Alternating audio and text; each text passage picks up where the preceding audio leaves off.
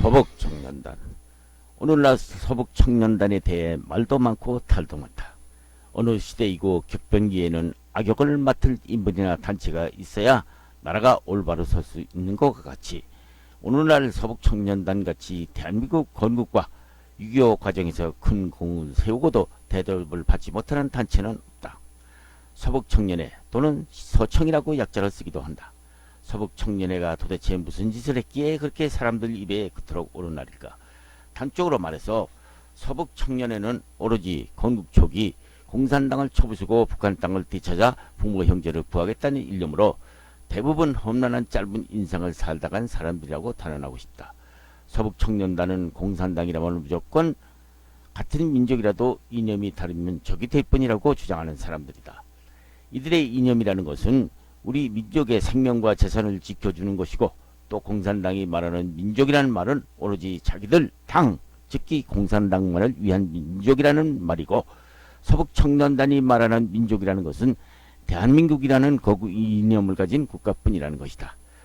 서북청년단을 결성한 첫 회장 선우기성은 1909년 평북 정주 출신으로 1929년 광주 학생운동 관련 오산학교 사건으로 일본 제정 때 옥살이를 하였고, 해방 이후에는 민족 지도자인 조만식 선생의 조선민주당에 입당하였으나 북한 정권이 들어서자 그의 반대 운동을 하다가 올라만 사람이다. 서울의 어머니, 서울은 공산당 일색이었다는 것이다. 선우기성. 미 군정에 좌우합작하려는 하지중장에 갈팡질팡하고 있었고, 남조선 노동당이 저지르고 있는 정치투쟁이라는 것은 말로는 합법투쟁이라면서 적색 테러 등 비합법적 투쟁으로서 남한 사회가 극도로 혼란에 빠져 있었다. 이것을 보다 못한 선우기성은 붕괴해서 이때부터 팔벗고 반공산주의 운동에 나선다. 그는 1946년 11월 서북청년단 전신인 평안청년회라는 것을 만들어서 단시 각종 공산당 테러에 떨고 있던 남한 사람들을 보고 놀랐다. 근무는 인민일보를 위시한 공산당 노동단체인 전평의 공포 분위기 밑에서 혼란을 가중시키고 있는 것을 보고 힘은 힘으로 대처해야 한다는 소신으로 공산당 조직인 전평과 일대 난타전이 벌어지고 있었다. 최근 선우기성을 일반에 알려지기로는 험악한 사람으로 묘사되는 글이나 돌고 있지만은 실제로는 온화한 선비형 인물이었다고 당시 서북청년회 경남지부 선전부장이었던 손진홍의 증언이 있기도 하다. 서북청년단은 자유민주주의 건설을 목표로 하며 공산당들과는 당하면 반드시 보복한다는 서슬이 시퍼런 구호 때문에 아직까지도 서북청년단이라면 두려워하는 좌파 인사들이 이구동성으로 전하는 말이다. 서북청년단을 좌파들이 두려워하는 것은 당신 남로당이었다. 왜 그랬을까? 그들은 공산주의를 반대하는 사람들을 무조건 반동분절하면서 자기들 세력을 확장하기 위해서는 살인, 방화, 폭동 등 테러 행위를 공공연히 장애하고 있었기 때문이었다. 이를 두고만 보고 있을 수 없던 청년, 특히 북에서 공산당 학정에 못 이겨 올라만 서북 청년들이 탄결해서 당하면 반드시 복수한다는 구호 아래 공산당들의 테러에 맞대응했던 투쟁을 말한다. 이를 두고 요사이 좌파 인사들은 서북청년단이 나쁘다고 기술을 했기 때문에 오늘날 서북청년단의 이미지를 젊은 세대들이 이해하지 못할 정도로 오해되고 있는 것이다. 이 당시 남로당 테러 사건을 열거하자면 한이 없겠지만 그 당시 부산경찰서장이 백주의 좌익들에게 암살당한 것이나 독립촉성의 경남지부장이었던 엄진영 암살 사건 같은 것은 그 좋은 예이다. 공산당들이 그 당시 일으킨 테러 공포 분위기는 미 군정 자체 힘으로도 수습하지 못하고 있을 때였다. 이때 남로당 테러에 제동을 건 것은 서북청년단이었었는데 그것은 주지의 사실이다. 당시는 총체적 정치투쟁이라는 것이 지금의 민주주의 시대와는 전혀 다른 특수 정치투쟁 시대였기 때문에 오늘날 잣대로 보기에는 어려운 점이 한둘이 아니다. 그 당시에는 공산당하고 민족진영이고 그 특수 정치 상황을 자기들에게 유리하게 만들기 위해서는 합법이든 비합법이든 목적 달성을 위해서는 무자비한 설립전을 벌이던 시절이었기 때문이다.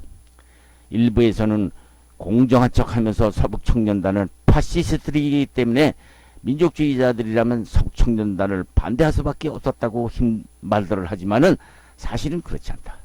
생각해보면 남로당에 스스로 테러로 경찰서장이 살해되는 경우 사건은 파시스트가 아니고 서북청년단이 그들을 복수하는 것은 파시스트라는 말인지 어림둥절하기만 하다.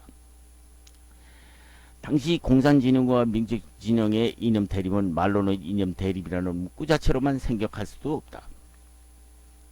이념이란 말은 이 한반도 장래에 큰 영향을 미치는 민족주의 삶의 양식으로서 모든 것을 국가가 기획하고 통제하는 국가가 되느냐, 아니면 국민에 의한 국민의 국가로서 만드느냐를 가름하는 이념투쟁이기 때문이다.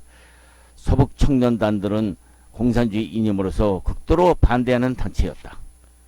이들은 이승만과 김구 등 민족주의자들이 적극 주장하는 자유민주주의 이념 체계를 지키기 위해서 소위 당하면 반드시 보복한다는 행동 이념을 선택했던 것이다. 마치 서북청년단은 단순히 38선을 넘어와 북의 공산당에 대해서 이를 갈았던 집단이라면서 백색 테러 집단이라고 매도하기도 한다. 공산당이라면 대낮에도 벌벌 떨게 했던 남한 사회를 오히려 선우지성이라는 반공주의자가 이끄는 서북청년단이 대낮에도 국민들을 벌벌 떨게 하는 공포의 집단이라고 뒤집어 씌운다. 그렇다. 설사 그 당시에 남로당과 서북청년단 간의 난투 당사자들끼리는 서로가 서로를 공포의 대상으로 삼았을는지도 모른다. 그러나 공산당과 관계없는 한국인들은 서북청년단들에게 분명히 공포 대상은 아니었다.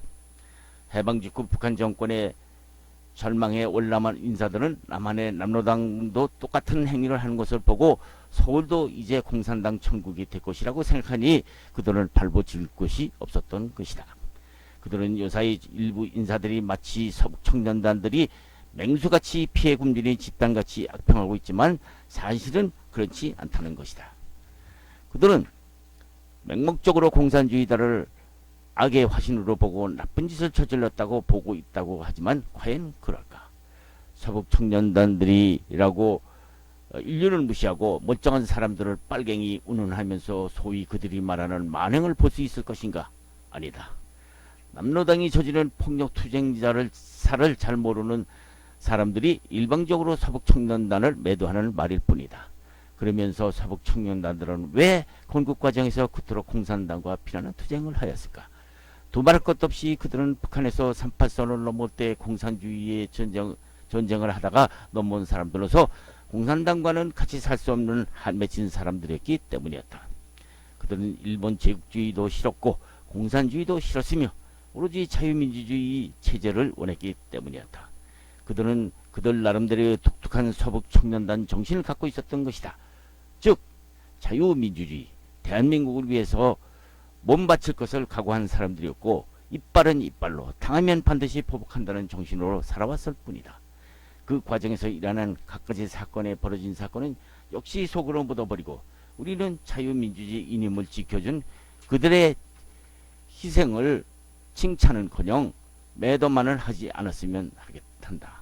오늘날 아직도 서북청년단이라면 마치 괴물 집단이나 되는 것처럼 하는 사람들은 서북청년단이 건국과정에서 온갖 욕을 다 먹어가며 투쟁해온 덕분에 이만큼 잘 살게 되었다는 것은 잊지 말아야 한다.